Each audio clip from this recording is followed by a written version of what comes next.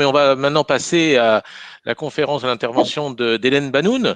Alors, Hélène est pharmacienne, biologiste, ancien chercheur à l'INSERM, c'est spécialisée aujourd'hui en virologie, en immunologie. Et ce soir, Hélène, tu vas nous parler des tests. Il faut que tu mettes ton micro, s'il te plaît. Oui. Voilà, et je te passe la parole. Voilà, donc je précise juste ce que ça veut dire, pharmacien biologiste. Ça veut dire officiellement qu'il y a le diplôme pour diriger un laboratoire d'analyse. C'est une fonction que j'ai exercée, donc je suis habilitée à parler des tests. Et également, je viens de publier un article dans une revue internationale à comité de lecture sur l'évolution du virus, la revue des mutations et le rôle du système immunitaire. Donc, je suis aussi habilitée par mes pairs, les scientifiques, à parler de virologie. Ça, c'est pour les humoristes qui prétendent sur les réseaux sociaux que je ne sais pas de quoi je parle. Alors, je n'avais pas le détail de la présentation, des présentations précédentes. Je vais encore vous assommer avec des chiffres. Voilà. Donc, il s'agit de ma présentation d'il y a un mois, après laquelle beaucoup de personnes m'ont posé des questions très pertinentes. En particulier, j'ai comparé les chiffres de Santé publique France qui comptent les cas de Covid et les chiffres de Sentinelle, le réseau de surveillance des infections respiratoires aiguës, qui compte les personnes qui ont visité un médecin généraliste pour Covid. Et ces chiffres étaient très différents. Mais on m'a dit, mais oui, mais c'est normal parce qu'on dit aux gens de rester à la maison avec du Doliprane. Donc, ils ne vont pas voir le médecin. Alors, il faut savoir justement où sont passés les gens qui représentent la différence. Alors, en semaine 18, donc c'est du 3 au 9 mai 2021, Santé publique France nous annonce 123 183 personnes testées Covid+. Et Sentinelle, le réseau de surveillance, nous annonce 7 267 malades ayant consulté leur généraliste. Donc, la différence, pardon, c'était pas ça, la différence, ça nous donne 115 916 personnes qui n'ont pas consulté de généraliste, mais qui sont Covid, qui ont le Covid. Alors, peut-être qu'elles ont été aux urgences. On nous dit qu'il y a, dans cette même semaine, 6 499 passages aux urgences. Donc, si je les retire du chiffre précédent, il va me rester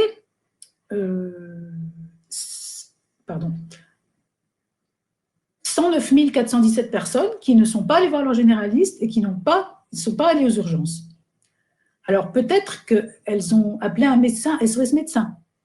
Donc, il y a à peu près 600 actes SOS médecin dans cette semaine, d'après Géode. Il faut le recalculer, mais c'est à peu près ça. Donc, si j'enlève ces 600 personnes, il va me rester 108 817 personnes qui n'ont pas vu de médecin. Alors, elles ont peut-être été hospitalisées. Dans cette semaine 18, on a eu 8 062 hospitalisés avec une PCR+. Comme on l'a vu tout à l'heure avec ce que nous a dit Pierre, les personnes hospitalisées avec PCR+, ne sont pas forcément hospitalisées pour la Covid, puisque tout le monde a une PCR en rentrant à l'hôpital, quelle que soit la pathologie. Alors, on peut dire, malheureusement, elles sont peut-être décédées. Dans cette même semaine, il y a eu 1537 décédés à l'hôpital. Si on les retire du précédent chiffre, on arrive sur 99 218 personnes qui ne sont ni mortes, ni allées à l'hôpital, ni ont vu de médecin au SOS, ni aux urgences, ni leur généraliste. Donc, où sont-elles, ces personnes? Elles ne sont pas mortes à domicile sans qu'on n'en ait pas parlé. Voilà. Donc, il y a vraiment une discordance entre les chiffres de santé publique, personnes testées Covid+, et les chiffres de Sentinelle qui nous annoncent les malades de la Covid. À quoi peut être attribuée cette différence? Eh bien, justement, à des problèmes sur les tests.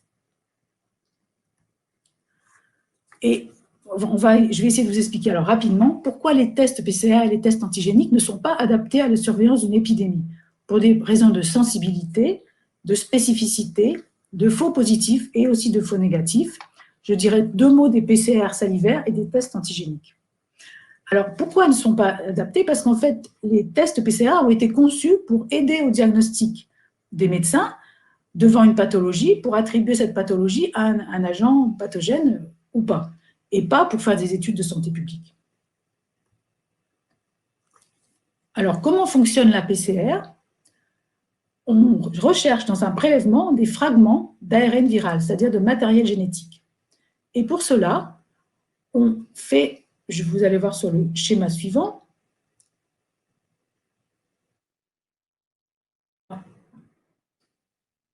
voilà. On recherche donc l'ARN viral et on utilise des amorces d'ADN complémentaires qui sont indiquées en vert.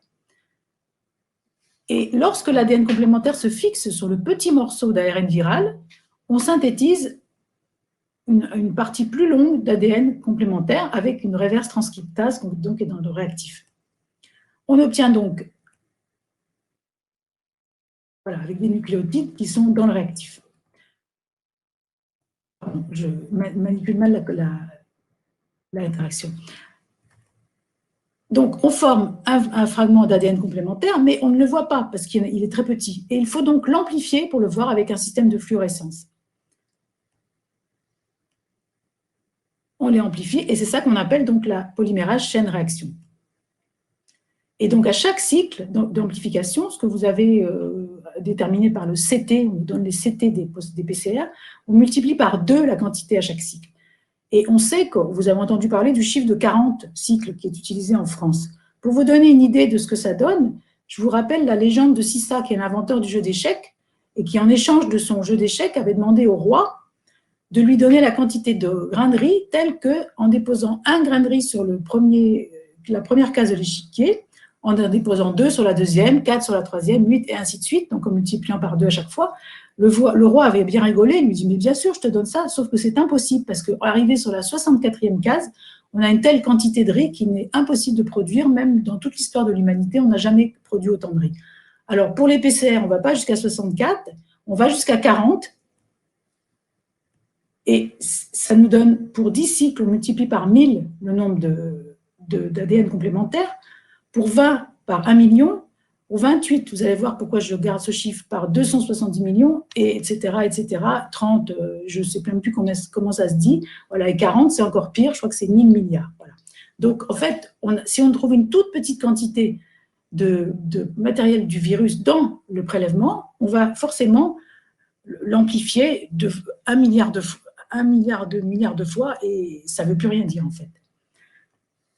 Donc, c'est ce qui pourrait expliquer les divergences.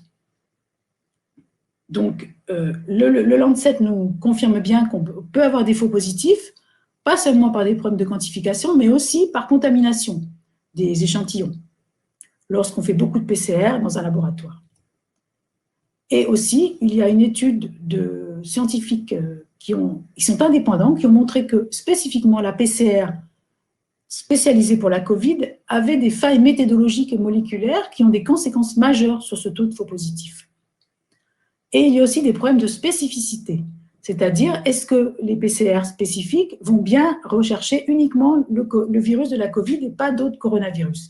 Et il faut savoir que les tests ne sont pas évalués pour la spécificité, ils sont simplement étalonnés par le Centre national de référence. Donc, il peut aussi y avoir des problèmes de spécificité. C'est théoriquement possible. Alors, comment peut-on quantifier ces PCR? Eh bien, on peut approcher la quantité de virus infectieux qui est dans le prélèvement par la quantité de virus qu'on peut cultiver sur des cellules. C'est une approche. Ces cultures sur cellules ne peuvent être faites que dans des laboratoires de recherche. Donc, c'est impossible dans des laboratoires de ville qui réalisent les PCR quotidiennement. Et de plus, c'est non disponible pour certains tests, puisque les automates ne permettent pas de donner le nombre de cycles. Ils répondent positif ou négatif. Alors, quel est ce nombre de cycles recommandé pour donner une PCR positive, pour rendre une PCR positive? Eh bien, il y a un article récemment sorti dans le New England Journal of Medicine qui nous explique que au-dessus de 28 cycles, on n'a quasiment plus de virus viable. Ici, vous avez le chiffre de 28. Et il nous explique aussi qu'après 12 jours d'apparition des symptômes, c'est quasiment impossible de trouver du virus cultivable. Donc, les personnes ne seraient pas infectieuses. Donc, au-dessus de 28, et après 12 jours de symptômes, il n'y a quasiment plus de virus infectieux. Et malgré cela, la HAS, la Haute Autorité de Santé, recommande de conserver un CT d'un maximum de 40 cycles d'amplification pour les PCR. Donc, vous avez vu que c'est beaucoup. La différence entre 28 cycles et 40 cycles, ça donne vraiment des énormes différences. Ça pourrait donc expliquer ceci, les différences entre les chiffres dont je vous ai parlé au départ. Je voudrais aussi vous dire 2 mots des tests salivaires parce que, bizarrement, en France, on n'autorise pas les tests salivaires pour les PCR, alors que c'est très utilisé dans les pays étrangers. Et pourtant, ils sont très sensibles malgré la communication officielle en France. Puisque, par exemple, un exemple parmi tant d'autres, aux États-Unis, l'Université de Colorado à Boulder utilise les tests salivaires pour le screening, le dépistage des étudiants. Et il y a aussi des courbes d'étalonnage qui montrent la sensibilité, l'étalonnage, et ils arrivent à retrouver jusqu'à 5 virions par microlitre de prélèvement. Donc, c'est très, très sensible. L'Université Rockefeller, elle, utilise ces tests pour dépister son personnel. Donc, pourquoi on peut dire que ce n'est pas assez sensible. Et je vais vous dire 2 mots aussi des tests antigéniques qui sont aussi utilisés maintenant. Il y a beaucoup de doutes sur leur fiabilité. Ils pourraient être utilisés théoriquement pour les études de santé publique car ils sont moins sensibles que les PCR. Les PCR, nous avons vu, elles sont trop sensibles pour les études de santé publique. Les tests antigéniques auraient cette sensibilité adéquate, sauf qu'il y a beaucoup de faux positifs, à tel point que, alors je ne vous ai pas dit, oui, j'ai oublié de vous dire, ça détecte des fragments antigéniques du virus, des protéines, donc il n'y a pas d'amplification là. C'est pour ça qu'ils sont moins sensibles et donc plus adaptés à des études de santé publique. Mais il y a eu déjà deux événements où l'ANSM a retiré des tests en décembre 2020 et en avril 2021. Il y a déjà 2 tests qui ont été retirés parce qu'ils donnaient trop de faux positifs. Les CDC ont rappelé qu'on ne doit se fier à un test antigénique positif que si le patient est symptomatique. Et enfin, la collaboration Cochrane, qui regroupe des experts à peu près indépendants, nous explique que le taux de faux positifs peut aller jusqu'à 92% avec les tests antigéniques lorsque l'on teste une population où l'incidence est faible, comme dans les écoles par exemple. Et il faut savoir que ceci est valable pour tous les tests, pour les PCR aussi. Plus l'incidence d'une maladie est faible, plus le taux de faux positifs est élevé. Le 26 avril 2021, la HAS a recommandé les autotests ou les tests pratiqués par les enseignants ou les parents pour les enfants de la maternelle et jusqu'à l'université, et aussi dans les colonies de vacances, et au moins 1 fois par semaine. Donc, on ne sait pas quelle incidence va avoir l'introduction de ces tests antigéniques dans les statistiques, puisqu'il peut y avoir jusqu'à 92% de faux positifs. Et vous voyez sur ce panneau qu'il existe 497 tests différents Covid sur le marché. Donc, vous voyez, c'est un fouillis où il faut bien choisir le bon. Voilà. Donc, tout ça pour vous dire qu'il y a des restrictions qui sont inexpliquées de la part de la HAS. Pourquoi elle ne recommande pas les tests salivaires chez toute la population, mais seulement chez les jeunes enfants, puisqu'on a vu qu'ils étaient très sensibles. Parce que quand même, la PCR, ça a des dangers. L'Académie de médecine l'a rappelé dernièrement, c'est désagréable.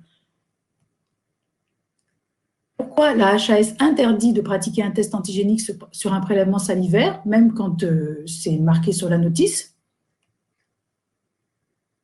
Alors, elle nous dit qu'ils ne sont pas assez efficaces. Mais sur quelles données? Puisqu'ils n'ont pas été évalués par le CNR. Le Centre national de référence n'a évalué que les tests PCR et pas les tests antigéniques. Et enfin, il y avait 3 études qui avaient été lancées sur les tests salivaires, Salicov, Samlikov et Covisal. Et semble-t-il, elles ont été enterrées parce que je n'ai pas trouvé de suite. Donc, en fait, on a autorisé des tests antigéniques sans les avoir évalués et on n'a pas fini l'évaluation des tests salivaires et on a dit qu'il ne fallait pas les étendre à la population totale. Voilà. Donc, ces tests antigéniques vont compliquer encore les statistiques puisqu'ils sont intégrés maintenant dans les statistiques après validation non terminée. Et la HAS voudrait intégrer les résultats des autotests, donc qui sont faits par les personnes elles-mêmes sans validation par un professionnel. Le conseil scientifique gouvernemental ne le souhaite pas pour l'instant. La validation n'est pas terminée non plus. Donc, tout ceci va rendre les statistiques ininterprétables. Je voulais juste faire une petite remarque par rapport à ces PCR positives qui déterminent des cas de Covid, simplement sans symptômes, mais juste sur une PCR qui peut aller jusqu'à 40, et comparer ceci avec ce que le CDC a décidé dernièrement, début mai. Le CDC américain, donc les Center for Disease Control, ont admis qu'il existe des Covid post-vaccinaux. Et pour les comptabiliser, à partir de début mai, ils ne compteront que les personnes qui sont décédées ou hospitalisées. Donc, pour un Covid post-vaccinal, il faut être décédé ou hospitalisé pour être comptabilisé. Par contre, pour un Covid chez une personne non vaccinée, il suffit d'avoir une PCR à 40 sans symptômes. Voilà, donc je pense qu'il y a quand même des sacrées discordances dans les chiffres officiels. Voilà. Merci de votre attention. J'espère que je n'ai pas Merci été beaucoup, trop... Hélène. Merci beaucoup, Hélène. Un topo qui laisse un peu rêveur, quoi. On est scotché sur notre chaise. Parce que si on essaie de mettre une cohérence là-dedans, je veux dire, à la fin,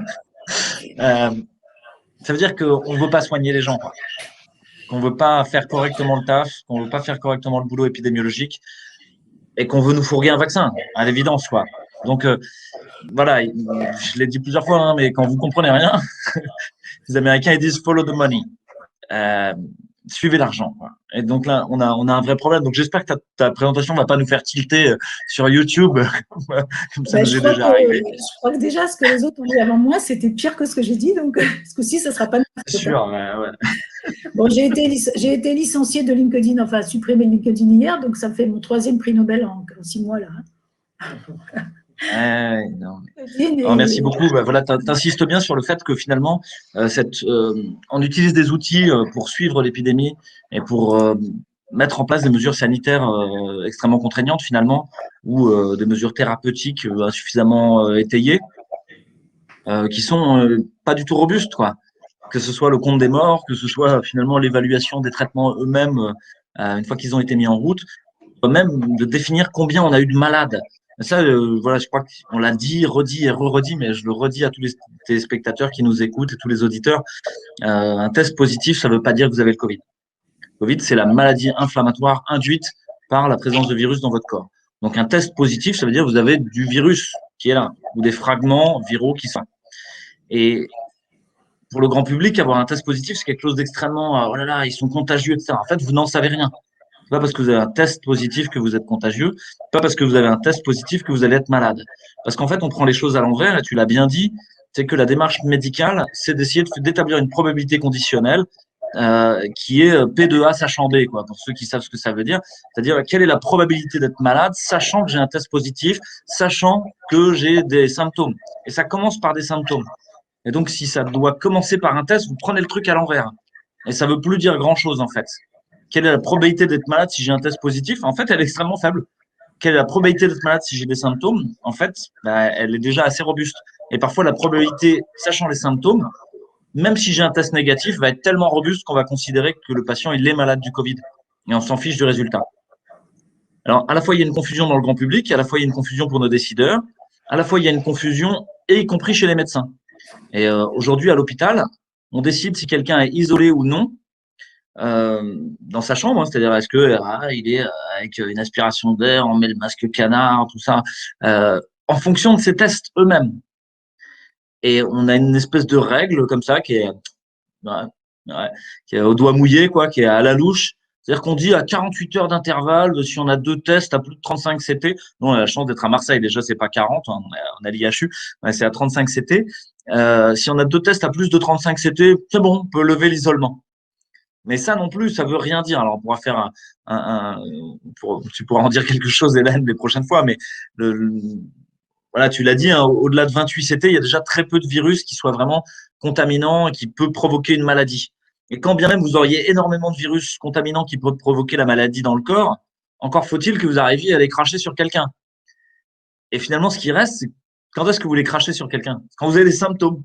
Donc, quand vous avez la chiasse ou quand vous avez le nez pris ou quand vous avez de la fièvre, là, vous êtes peut-être contaminant. Et finalement, la probabilité d'être contaminant, sachant que vous avez des symptômes, versus la probabilité d'être contaminant, sachant que vous avez un test positif, ben, en fait, c'est le symptôme. On y revient, quoi. Donc, c'est la médecine de base. Hein. Voilà. En fait, On Louis, est passé dans un délire où on essaie à la fois de piloter cette épidémie, de la soigner sur des instruments de pilotage, comme si dans votre cockpit, tous les instruments étaient faux. Là, votre altimètre vous dit pas la bonne hauteur. Votre speedomètre vous dit pas la bonne vitesse. À la fin, vous voulez atterrir avec ça. Bonne chance, quoi. La seule chose que vous allez à faire, c'est exactement ce que disent les pilotes d'avion. C'est quand vous comprenez rien à vos instruments, gaz au milieu, nez sur l'horizon. Voilà. Et là, peut-être vous aurez une chance de vous en tirer. Et puis surtout, regardez à travers le cockpit et regardez le réel. Arrêtez de regarder les instruments. En fait, Louis, tu as fait tes études de médecine il y a un peu moins longtemps que moi, mais moi j'ai appris un truc, je pense que toi aussi et tous les médecins ici, Olivier aussi, Philippe, la biologie est là pour éclairer la clinique et surtout pas le contraire. Moi, je dis souvent à mes patients, j'ai une phrase, c'est je ne soigne pas des analyses, je soigne des gens. Mais ça, c'est la médecine de base qu'on a tous appris. Et là, depuis 1 an et demi, on a l'impression qu'on est devenu fou et que la médecine se fait dans des éprouvettes sans examiner les patients. D'ailleurs, il ne faut pas les examiner, il faut qu'ils restent chez eux. Donc la clinique ne sert plus à rien et on se guide avec de la biologie dont Hélène vient de nous montrer encore une fois quelle était la fiabilité, la sensibilité. Donc c'est vraiment incroyable, mais surtout c'est des médecins, des gens aussi qui ont fait les mêmes études que nous, qui nous incitent à faire ça. C'est juste délirant. Philippe, tu avais des questions, je crois? Je voudrais juste ajouter quelque chose parce qu'on va me demander pourquoi on va excréter du virus alors qu'on n'est pas malade, parce qu'on sait maintenant que pendant des semaines ou même des mois après la guérison, on peut encore excréter des petits morceaux de virus. Et là, dernièrement, vient d'être publié un article qui montre que l'ARN du virus peut s'intégrer dans notre génome. Donc, ça peut expliquer, ce n'est pas encore prouvé, mais ça peut expliquer qu'on fabrique des petits morceaux de virus beaucoup de semaines ou de mois après avoir été guéri. Voilà. Attention, pour cette étude, elle était sortie en préprint en fait sur des cultures cellulaires qui montrait que déjà on voyait sur des cultures cellulaires qu'il y avait une intégration en fait. Donc quand les gens nous disaient mais l'ARN ça peut pas s'intégrer, les gars, enfin voilà, Didier Raoult il le dit bien quoi. Ça fait 30 ans qu'on le sait quoi. Et quand on a commencé à dire le virus il peut s'intégrer chez les gens et pourquoi pas des fragments d'ARN qui viennent d'ailleurs, hein, qui seraient voilà. Les gens ont rigolé et dit c'est pas possible. Et quand l'article est sorti en préprint, ils ont dit non, mais de toute manière c'est un préprint, ça veut rien dire. Maintenant l'article final est sorti à la fois sur des cultures cellulaires et sur des génomes de patients dans PNAS, qui est un très très gros journal en fait de l'Académie de médecine, enfin de l'Académie scientifique américaine. Et donc voilà, c'est prouvé quoi. Et ça peut peut-être nous éclairer sur un sujet dont on parlera à un moment, qui sont les Covid longs. Alors pour le moment, c'est un gros fourre-tout, on ne sait pas ce que c'est, les symptômes c'est flou, personne ne sait vraiment bien définir ce que c'est. Mais si ça se trouve, il y a des gens qui ont des Covid longs, peut-être parce qu'ils ont intégré le virus dans leur génome et qui continuent d'en cracher des morceaux à répétition et au long cours. Si je peux me permettre. Une permettre. petite chose humoristique avant de vous redonner la parole. Pour cette histoire de la médecine qui se fait à l'envers, à partir d'outils diagnostiques plutôt qu'à partir de la clinique, voire même à partir de courbes ou de chiffres, de nombres et de modélisation mathématique. Chaque année, vous avez une petite réunion en fait à Chamonix, qui s'appelle le CHAM. C'est entre Petit Four et Champagne, en fait. Tout le monde trinque gentiment. Et puis, il y a le ministre de la Santé, le ministre de l'Économie, le ministre de la Transition numérique, et parfois le président même, qui viennent trinquer avec le président de BlackRock, le patron de Facebook, et puis quelques chefs de service parisiens de la Pitié-Salpêtrière ou autres, par exemple. Et le sous-titre de cette réunion, c'est Inventing the Future of the Healthcare System. Et c'est en anglais dans le texte, alors que ça se passe en France. C'est drôle et que c'est pour le système de santé français. Et le grand projet de cette chose-là, vous avez toutes les vidéos qui sont visibles en ligne, donc vous pouvez aller les regarder. Hein. On s'inspire de l'exemple chinois, on s'inspire de l'exemple allemand, etc. Parce qu'il faut être très international. C'est qu'il faut faire le grand virage numérique de la médecine. Et que petit à petit, il faut remplacer les soignants par des algorithmes et par des machines. Parce qu'au moins, eux ne font pas d'erreur. J'espère qu'on démontre ce soir que l'humain a encore toute sa place. Oui,